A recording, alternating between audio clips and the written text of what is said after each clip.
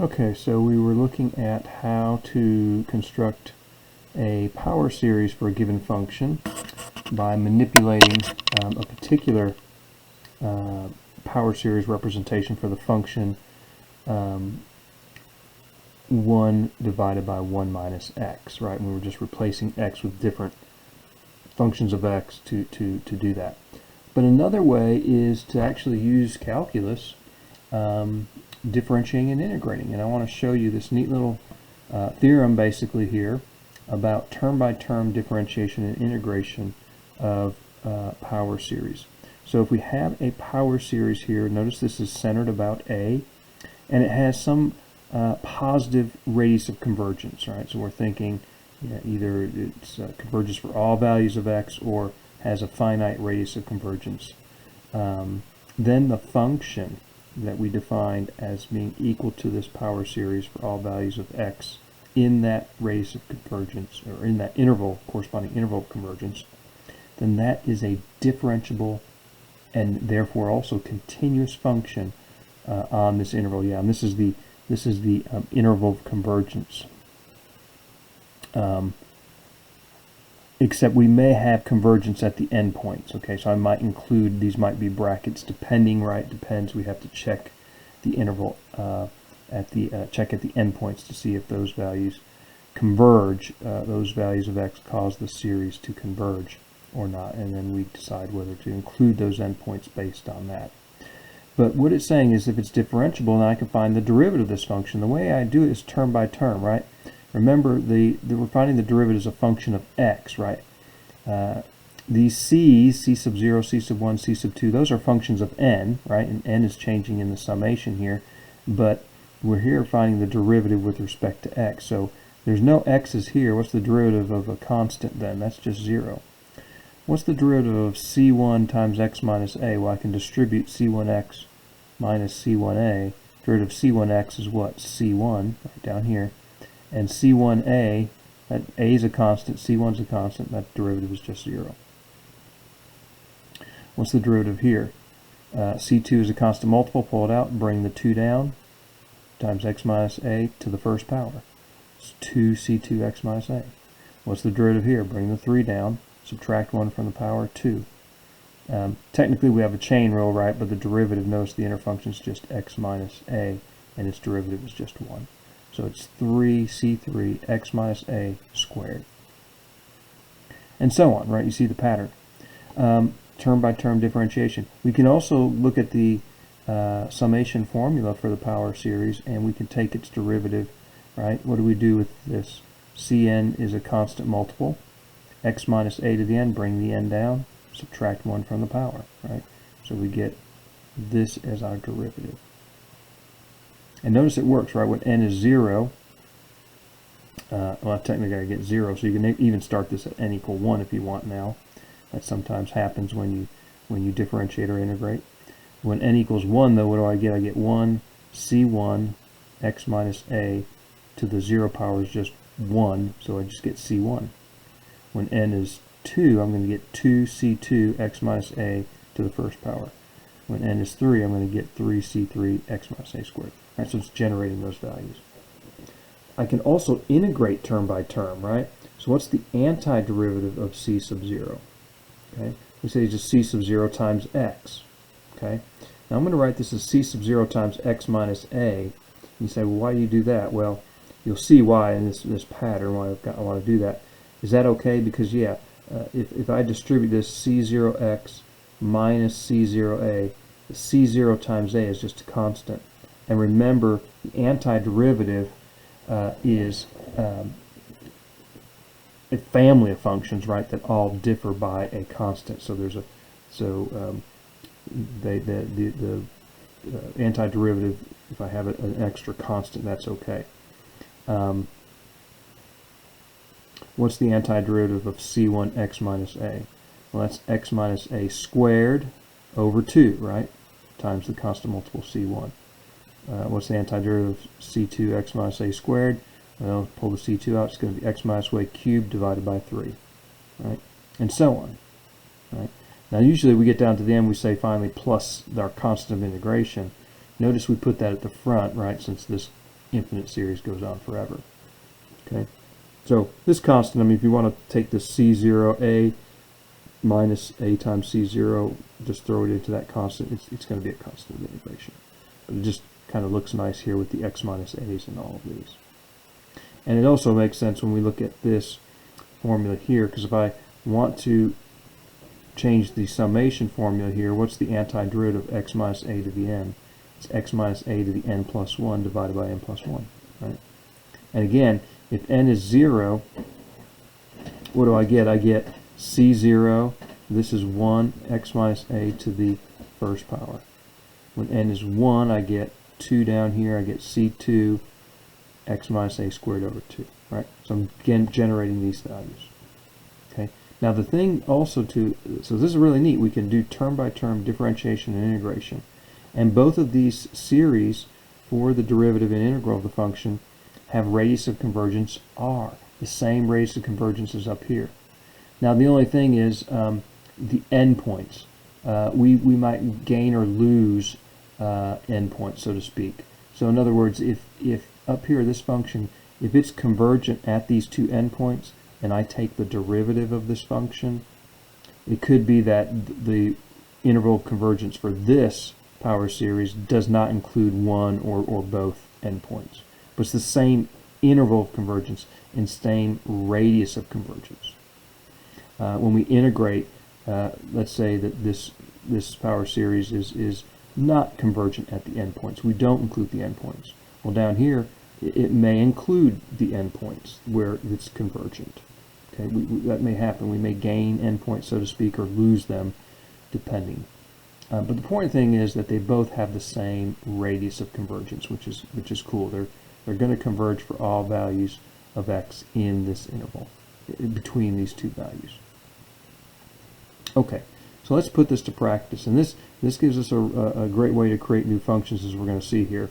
So first of all, let's just practice doing the term by term differentiation and the term by term integration.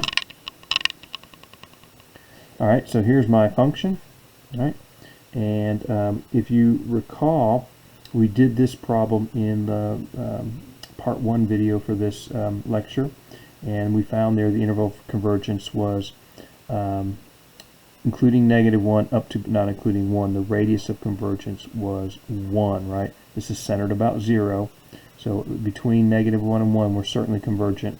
And then we included the endpoint. If you remember, we checked the convergence when x was -1. I think we got the alternating harmonic series, if you remember there, which was convergent. And of course, we don't include 1 because that would give me the harmonic series, which is divergent there. But let's look, and then by this theorem, what f prime of x would be. Well, now we just do term by term differentiation. What's the derivative of x? That's 1.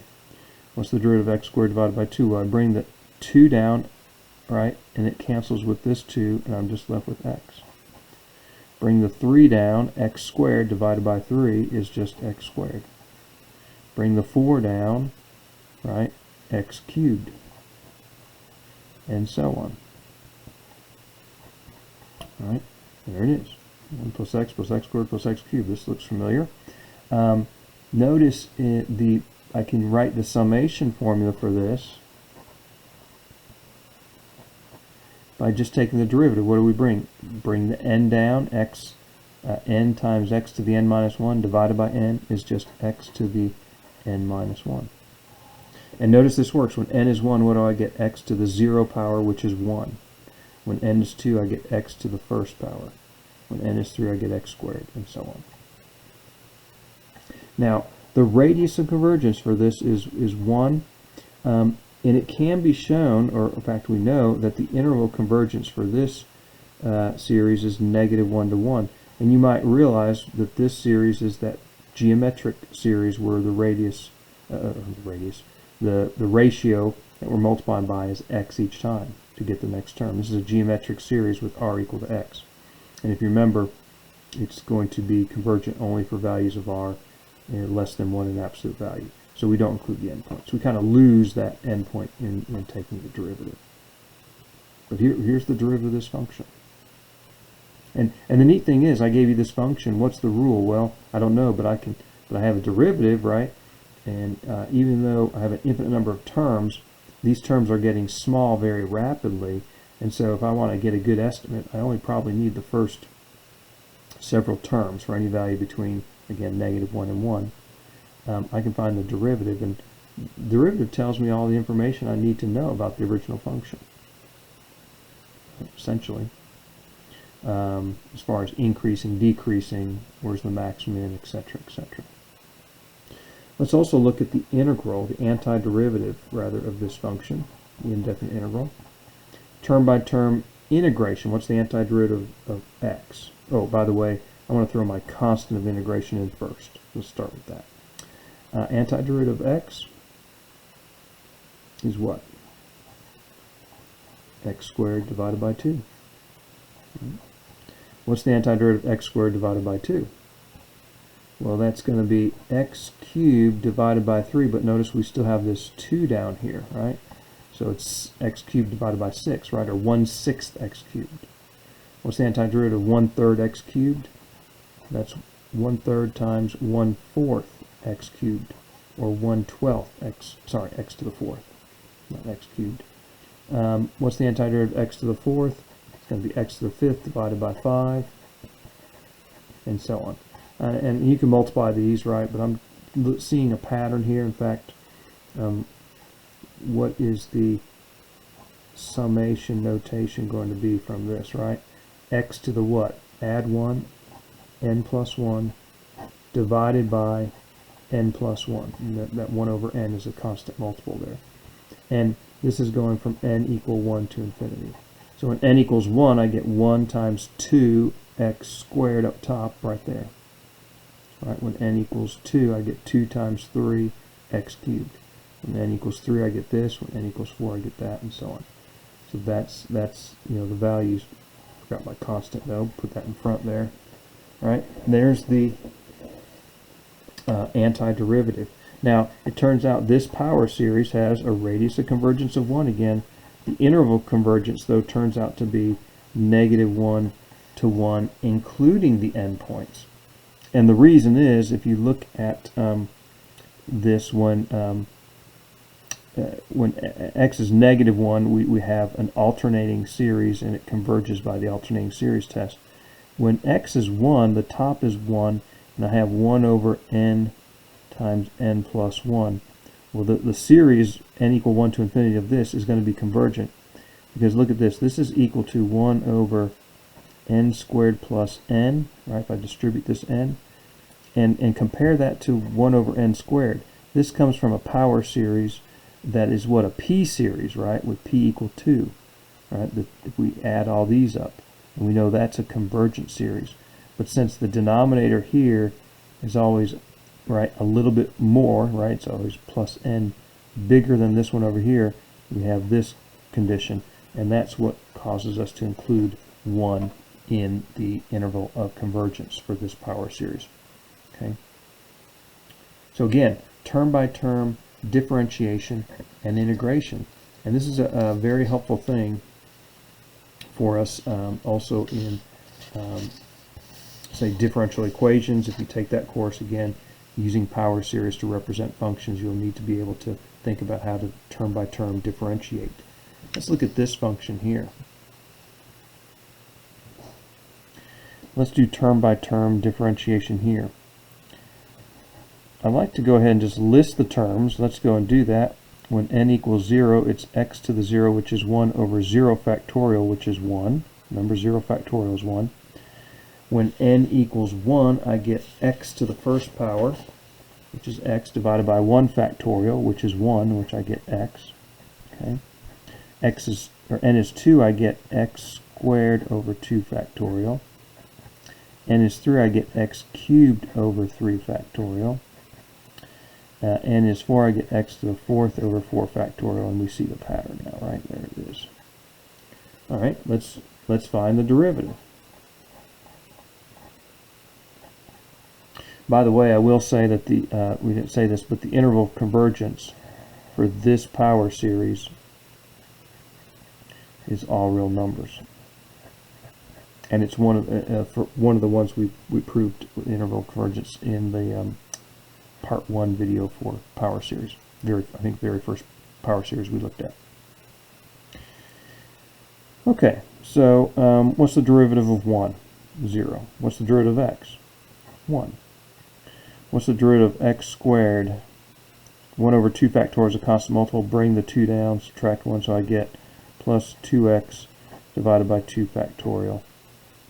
Alright, but what's this? 2 factorial is 2 times 1 is 2. 2x divided by 2 is just x. What happens over here? Bring the 3 down, I get 3x squared over 3 factorial. Right? But 3 factorial is the same as 3 times 2 factorial. Right? And so the 3's cancel here, and I'm just left with what? X squared over 2 factorial. What do you see? You get the idea? Bring the 4 down here, it cancels with the 4 factorial, leaving 3 factorial, and I get x cubed over 3 factorial.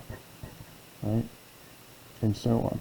Right? So what do you notice about this? Right? Let's write this out. 1 plus x squared over 2 factorial plus x cubed over 3 factorial. You get the pattern, don't you? Right? X to the 4th over 4 factorial, and so on. What do you note about this derivative? It's the same as the original function. The derivative is the same. The power series is the same. This is back to g of x. Now, anyone have an idea what function we might be talking about this power series representing? Anyone think of the function we're talking about? A function whose derivative is itself? I think I got a pretty good guess at that, maybe. We'll talk about that more, and if you know what it is, we'll check out when we talk about Taylor series. I want to just finish with one more involving integration. I want to create a new power series by integration and get a power series representation for another function. Here I have the function again that we introduced in the part 2 video. The last video we replaced x with negative x squared, and we were able to come up with this power series, if you remember, in that previous example. And the interesting thing about this function is, hey, what is the antiderivative of that function? 1 over 1 plus x squared. Does anyone remember that? It's the arctangent function. Arctangent function. And so if I were to do term by term integration on this power series, I would have a power series representation for the inverse tangent function, right? So let's do term by term integration. I got my constant of integration first. What's the antiderivative of 1? That's x. What's the antiderivative of negative x squared? So I've got negative antiderivative of x squared, x cubed over 3. Antiderivative of x to the 4th, x to the 5th over 5. Antiderivative of x to the 6th, x to the 7th over 7. Right? And again, the radius of convergence for this, notice, is 1. So same thing down here. Right? Or we can represent this using the summation notation. Right? What's the antiderivative of this? I've got negative 1 to the n. That's just a constant in terms of x, right? I mean, it's changing for n, but for x it's a constant. What's the antiderivative of x to the 2n? It's x to the 2n plus 1 divided by 2n plus 1.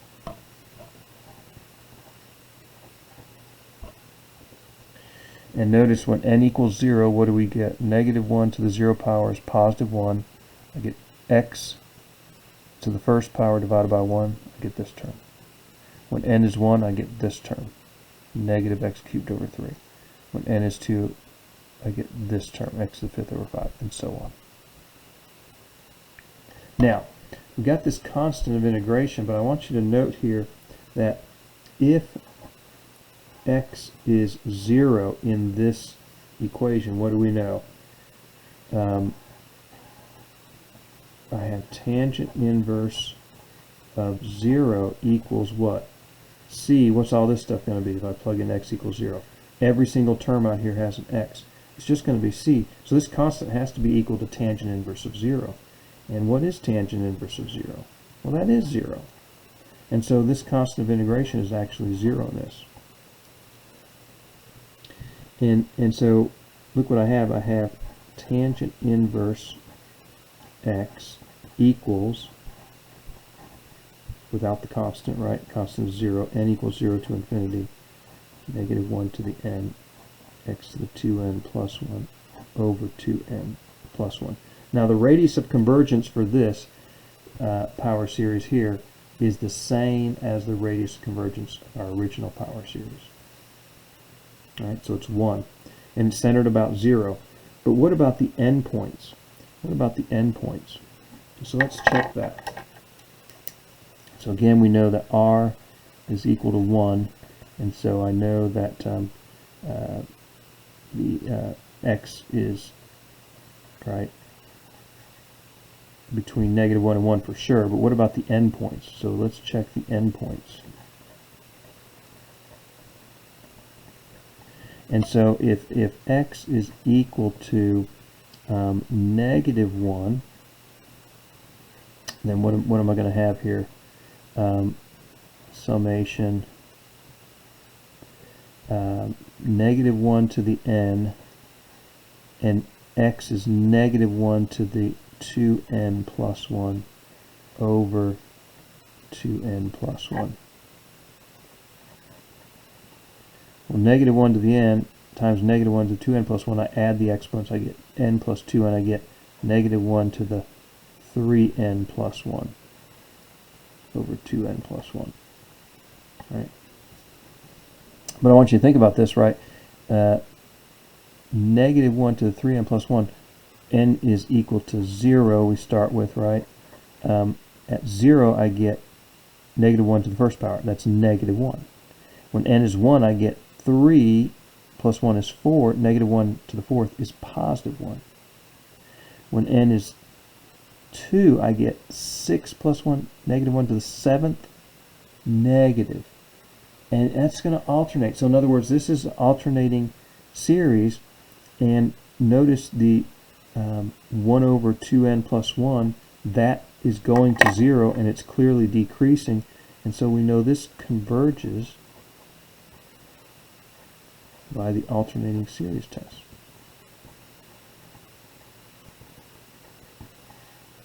Converges by the alternating series test. If I look at x equal 1, the other endpoint, if I look at x equal 1, the other endpoint, I just want to look at this numerator now. It's just going to be 1 to the n. Well, that's just going to be 1. And,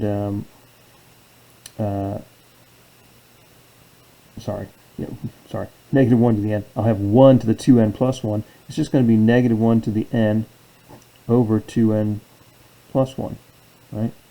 Which is essentially exactly the same as this one, because this sign changer will actually have the same value as negative 1 to the 3n plus 1. And so both of these converge by the alternating series test. And the bottom line is, this tells me that my interval of convergence for this is negative 1 to 1 inclusive. And so this is a power series representation for the arctangent function. Now, I want to show you something real neat. I'm going to show the following relationship, because if I look at tangent inverse of 1, if x is 1 here, okay, then what do I have? Well, if x is 1, you know, I can replace it in here, but let me just go back up to where we expanded it out, right?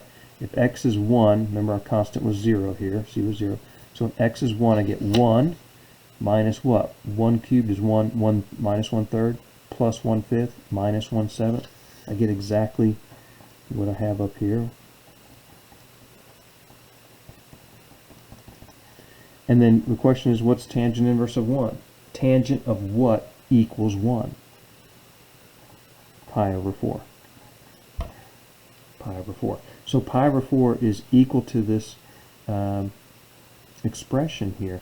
And this is a pretty interesting thing, because if I multiply by 4 here, I get pi is 4 times the infinite series 1 minus 1/3 plus 1/5 minus 1/7, and we can keep going. What's the next one? What plus what? 1/9 minus what? 1/11. It's just the odd reciprocals alternating in sign, right? But this is a powerful thing. Now, you now have a way actually to compute pi accurate to how many decimal places. We'll carry this sum out as long as you need to. Carry the sum out as long as you need to. Notice these terms start getting really small, and so you're going to converge closer and closer to, well, I mean, you'll never get to pi because its decimal expansion goes on forever with no repeating pattern. It's an irrational number, but you can approximate it to any number of decimal places. Now, this particular series doesn't converge all that rapidly. There are other power series representations for pi, I believe, that converge more rapidly, and people use those to generate, the billionth digit of pi. Okay, for some strange reason they want to do that. But at any rate, it's very interesting, and now you can actually think about a way to compute pi to so many decimal places. Now,